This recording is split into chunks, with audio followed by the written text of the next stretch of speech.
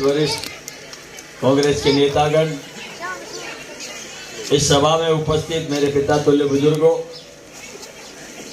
जहां तक मेरी आवाज पहुंच रही हो, मेरी आदरणीय माताओं, बहनों, नौजवान साथियों, प्यारे भाइयों,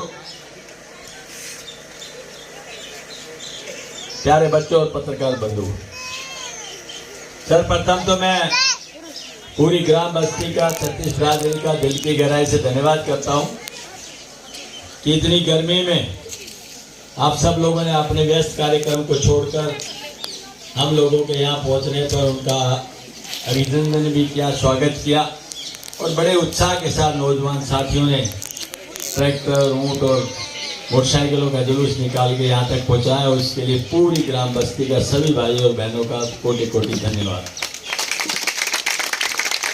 जैसा कि आप सबको मालूम है कि आने वाली 5 तारीख को हरियाणा विधानसभा के चुनाव होने जा रहे हैं और हम लोग आपसे निवेदन करने के लिए आए हैं कि आप अपने मताधिकार का प्रयोग करने से पहले एक बार चिंतन और मंथन करके अपने दिल पर हाथ रख के सोचना कि हमें कौन विधायक चाहिए और किस पार्टी को आप सत्ता देना चाहते हैं। प्रजातंत्र में कहा जाता है कि सबसे बड़ा अधिकार मत का और सबसे बड़ी अदालत जनता की। मताधिकार आपके पास है, जनता आपके सामने, आपका फैसला सर्वमान्य होगा। लेकिन मैं इतना जरूर निवेदन करूंगा कि तुलनात्मक दृष्टि से जब फैसला लें तो ये जरूर विचार करें कि आज से 10 साल पहले कांग्रेस की सरकार थी और इन 10 सालों के अंदर भारतीय जनता पार्टी, जब कांग्रेस राज था तो चारों तरफ खुशहाली थी, विकास का डंका बज रहा था, रोजगार में हरियाणा 1 नंबर पे था, इन्वेस्टमेंट में हरियाणा 1 नंबर पे था, जीडीपी में हम 2 नंबर पे थे गोवा के बाद।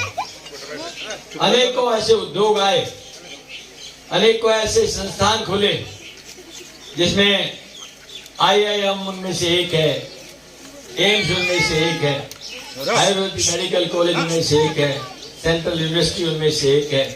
अनेकों यूनिवर्सिटी प्रदेश के अंदर खोली गई।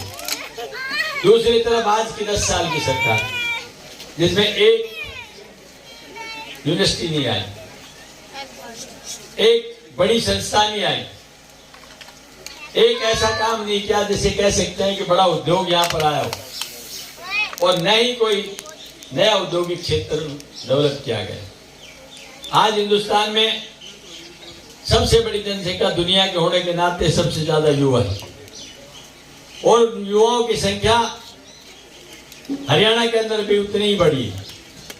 लेकिन हरियाणा जहां 1 नंबर रोजगार में था, आज 1 नंबर बेरोजगारी में। और बेरोजगारी क्यों ना हो? क्योंकि यहाँ किसान का मुख्य कार्यकारी है, काम है कृषि करना, लेकिन जमीन छोटी है तो हम लोग तकरीबन एक भाई को फौज में और एक को किसान के काम पे तकरीबन रखते थे। अब किसान के मेहनत का फल भी उसको नहीं मिल पाता। यहाँ का किसान बड़ा परिश्रमी है, छोटी जमीन में भी ज्यादा उगा सकता है। क्यों? क्योंकि उसको पता है कि किस तरह से अनाज उगाने के लिए परिश्रम और मेहनत की जाती है। लेकिन जहाँ जवान की बात आती, वो जवान सड़कों के ऊपर दौड़ते थे 200, 250 की संख्या में और फिजिकल फिटनेस के लिए पसीना बहाते थे। आज वो मुश्किल से 2, 4, 5 नजर आते हैं। जब उनसे पूछा जाता है कि ऐसा क्यों हुआ तो मायूसी के अंदर बोलते हैं कि सिर्फ फौज में जाने की मंशा थी और अब सरकार ने फौज के लिए एक अग्निवीर योजना दी। उस योजना में भविष्य धूमिल है, सिर्फ 4 साल की रोजगार। 4 साल बाद 100 में से 75 को रिजेक्ट करके भेज देते हैं। उनको न रिटायरमेंट का बेनिफिट है, न एक्स सर्विसमैन का बेनिफिट है, नहीं कोई जॉब सिक्योरिटी की गारंटी है। आप मुझे बताइए वो बच्चा करेगा क्या जो 4 साल फौज में 18 साल का गया, 22 साल का आ गया, तो वो या तो नशा करेगा या वो अपराध की तरफ बढ़ जाएगा। तो यही अच्छे दिनों की कामना हमने इस भारतीय जनता पार्टी से अपेक्षा की थी। जहाँ तक किसान की बात है, वो मेहनत कश है, सीपी धरती का सीना चीर कर अनाज पैदा करना जानता है, अपने पसीने को सींच करके गरीब का पेट भरना जानता है। लेकिन जब आपने मेहनत का अनाज बेचने के लिए ले जाता है तो उसको मायूसी इस बात की होती है कि उसकी फसल का उचित भाव नहीं मिल पाता। आज तक MSP नाम की गारंटी केंद्र सरकार ने नहीं दी है। बल्कि आपके सामने उदाहरण है 13 महीने का आंदोलन और उस आंदोलन में 700 लोगों की शहादत, लेकिन उसके बावजूद भी सरकार की तरफ से एक शब्द उनकी सहानुभूति में नहीं कहा जाता कि हमें अफसोस है कि 700 किसानों ने यहाँ पर आके आंदोलन में जान दी। आप ऐसी सरकार से क्या अपेक्षा करते हैं? उन्होंने कहा किसान की आमदनी डबल होगी। आमदनी डबल तो नहीं हुई, लेकिन खाद का कट्टा जो 50 किलो का था वो 45 किलो का करके उसकी कीमत जरूर बढ़ा दी। ये इनकी नीति और नीयत है। दोस्तों और सम्मानित बुजुर्गों, एक नहीं अनेक उदाहरण जिनके लिए मैं कह सकता हूँ कि इस प्रदेश के अंदर हालात बद से बदतर है।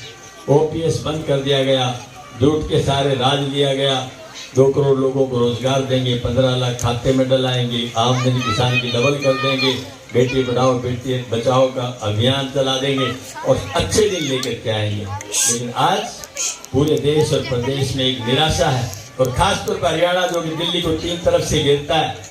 लोगों ने मन बना लिया कि आप किसी भी हालत में सत्ता परिवर्तन करेंगे, और मैं गारंटी से कह सकता हूँ 101% की हरियाणा में कांग्रेस की सरकार बनने जा रही है, बड़े भारी बहुमत के साथ। और जब सरकार आपकी बन रही तो निश्चित तौर पे आपका भी लक्ष्य यही रहेगा कि सरकार के अंदर हम हिस्सा लें, और हिस्सा लेने के लिए आपको कुछ अपने विचार और मंथन के साथ फैसला लेना होगा कि कांग्रेस की हम साथ दें तो क्यों। मैं कुछ घोषणा पत्र की बातें आपके सामने रखना चाहूँगा, जिसके आधार पे मैं समझता हूँ आप बता सकते हैं लोगों को हमें कांग्रेस अच्छी क्यों लगी। और मैं ये बताना चाहता हूँ कि कांग्रेस ने अपने घोषणा पत्र में 6-7 संकल्प लिए, यानी गारंटी दी, जिसमें पहली गारंटी ये है